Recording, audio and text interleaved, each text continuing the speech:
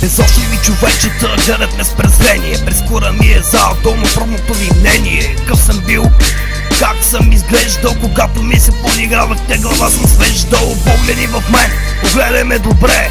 1,60 м, но с огромно сърце. Отблъскаш ли съм? Ми кажи, не съм ли човек, какъвто си и ти? И на мен цвета на кръвта ми е червен. И аз като теб от майка съм роден.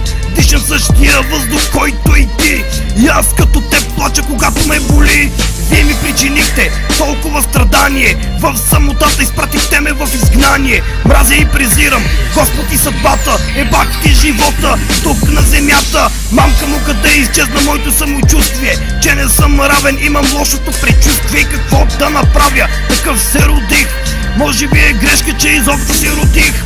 Нямам ли чувства и аз бе комплексари? Не сте хора, а долни твари. Дано някой ден в ада да горите, дълбоко във вълката ми да се потопите. Да усетите какво е да си ограничен, какъвто съм и аз. Всеки шибан Божи ден, ама защо го споменавам?